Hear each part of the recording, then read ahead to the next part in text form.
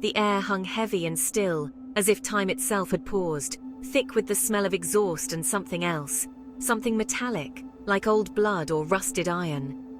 My footsteps echoed in the vast emptiness of the underground garage, each sound bouncing off the cold, hard walls. Each step sent a tremor up my legs, a tremor that had nothing to do with the cold, but with an unshakable sense of dread. I hugged my cardigan tighter, as if to ward off the chill that seemed to seep from the concrete itself, wrapping around me like a ghostly embrace. My breath formed wispy clouds in the frigid air, each exhale a tiny puff of fear, a visible sign of my anxiety. I just wanted to get home, to escape this oppressive atmosphere. This place always unnerved me, even in broad daylight, with its eerie silence and shadows. But tonight, shrouded in shadows and silence, it felt downright menacing, as if something unseen was watching. The silence wasn't peaceful, it was expectant, like it was holding its breath, like the calm before a storm, or something more sinister lurking just out of sight, waiting for the right moment. A noise, faint and scraping, cut through the quiet. I froze, my heart pounding against my ribs. It came again from the far end of the garage, near the stairwell I needed to reach. My eyes strained in the dim light, trying to pierce the gloom. A figure, tall and indistinct, shifted in the darkness. "Hello?" My voice came out a shaky whisper, barely audible above the thumping of my own pulse. The figure didn't move. It just stood there, shrouded in shadow, watching me. A wave of dizziness washed over me, prickling my skin with goosebumps. I was alone down here, or was I? Memories, unwelcome and sharp, flashed through my mind, like shards of glass cutting through the fabric of my thoughts. My therapist's voice, calm and reassuring, echoed in my ears, a lifeline in the storm of my emotions. "It's just your anxiety, Sarah. The mind can play tricks on you, especially in times of stress," she said, her words a soothing balm. But these weren't tricks. This was real as the ground beneath my feet. The scraping sound, the figure in the shadows, they haunted me. I could feel it, a presence cold and heavy, pressing down on me, suffocating my every breath. I took a step back, then another, my heart pounding in my chest. My hand instinctively reached for the pepper spray in my purse, my fingers closing around the familiar shape, seeking comfort. It wouldn't do much against whatever that thing was. But it was all I had. But it was something. A small, fragile shield against the unknown, a glimmer of hope in the darkness. Fear, cold and clammy, wrapped itself around me like a shroud. It clung to me, suffocating me, urging me to run. But my feet felt rooted to the spot, paralyzed by a terror I couldn't explain. I had to get a grip. Panicking wouldn't help. I took a deep breath, willing myself to stay calm. "Who's there?" I called out again, my voice stronger this time. The only response was the echo of my own voice bouncing off the concrete walls. The silence stretched on, thick and heavy, punctuated only by the frantic beating of my own heart. My gaze darted around the garage, searching for an escape, a weapon, anything. The flickering fluorescent lights cast long, distorted shadows that danced and writhed on the walls. Empty parking spaces stretched out before me, each one a gaping maw waiting to swallow me whole. The air itself felt different down here, charged with a strange energy that made the hairs on the back of my neck stand on end. This garage, this place, it was like something out of a nightmare, a concrete jungle where fear and paranoia thrived in the shadows, and I was trapped in it. A memory, vivid and unwelcome, flashed through my mind. I was a child again, hiding in the back seat of my father's car. The same stale air, the same oppressive silence.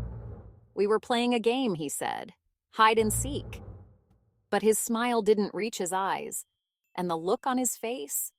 It was the same look I imagined on the figure in the shadows. I shook my head, trying to dislodge the memory. The past was the past. It couldn't hurt me anymore. But the fear that gripped me was very real, and it was growing stronger with every passing second. A steady drip, drip, drip echoed through the cavernous space, water, or something else, oozing from a crack in the ceiling. Each drop was like a hammer blow to my already frayed nerves. The sound seemed to amplify the silence, making the atmosphere even more oppressive. I couldn't take it anymore. This place was driving me mad. I had to get out, now. With a newfound surge of adrenaline, I turned and ran towards the stairwell. The figure, if it was ever really there, was gone. But the fear remained, a constant companion urging me towards the surface and the safety of the outside world. My shoes slapped against the concrete floor, the sound echoing through the empty garage. The air grew colder, the metallic tang stronger as I neared the stairwell. A wave of nausea washed over me, the smell turning my stomach. I fought the urge to gag, to give in to the rising panic that threatened to overwhelm me. The flickering fluorescent lights cast grotesque shadows that danced and twisted around me. They stretched and contorted, taking on monstrous shapes that seemed to mock my terror. Every sense I had was screaming at me that something was wrong, terribly wrong. A soft chuckle, barely audible, sent a shiver down my spine. It seemed to come from right behind me, close enough to feel a breath on my neck. I didn't dare turn around. I didn't want to know what was there. My pace quickened, my lungs burning, my legs screaming for me to stop. But I couldn't stop. Not now. Not when I was so close to escape. The stairwell loomed ahead, a beacon of hope in this concrete nightmare. As I reached the bottom step, the lights flickered once, twice, and then died, plunging me into absolute darkness. A scream caught in my throat, choked off by the suffocating blackness. I stumbled, my hands outstretched, groping blindly for something, anything to hold on to. Panic surged through me, hot and suffocating. I was trapped, alone in the dark with what? The smell, metallic and cloying, intensified, filling my nostrils, making my eyes water. Something brushed against my leg, something cold and rough, and I screamed again, a primal sound of pure terror. Scrambling to my feet, I lurched forward, my arms outstretched, my hands scraping against rough concrete. The darkness was absolute, all-consuming. I couldn't see, couldn't breathe, couldn't think. Terror, raw and primal, took hold, driving me forward like a hunted animal. The stairwell. I had to find the stairwell. It was my only hope. But which way? Disoriented and blinded by fear, I stumbled through the darkness, my heart pounding against my ribs like a drum. Then, just as suddenly as it had disappeared, light flooded the garage, casting long shadows across the cold concrete floor. I blinked rapidly, my eyes stinging from the sudden transition from darkness to blinding light. There, at the far end of the garage, near the entrance, stood a figure, barely visible in the harsh light. Tall, slender, and shrouded in a dark hooded cloak, it seemed almost otherworldly. It was facing away from me, but as it turned slowly, a cold dread washed over me, freezing me in place. The figure's face was obscured by the hood, but I could feel its eyes on me, piercing through the darkness. Icy tendrils of fear snaked their way down my spine, tightening their grip on my heart, making it hard to breathe. In its gloved hand it held a small silver object, a mirror, glinting ominously in the dim light.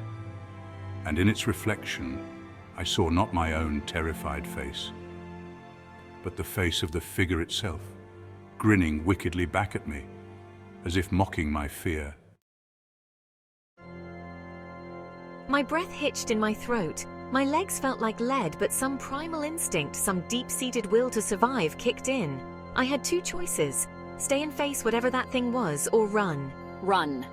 My mind screamed at me to run, but my feet stayed rooted to the spot, frozen by a terror so profound it defied logic, defied reason. The figure took a step towards me, then another.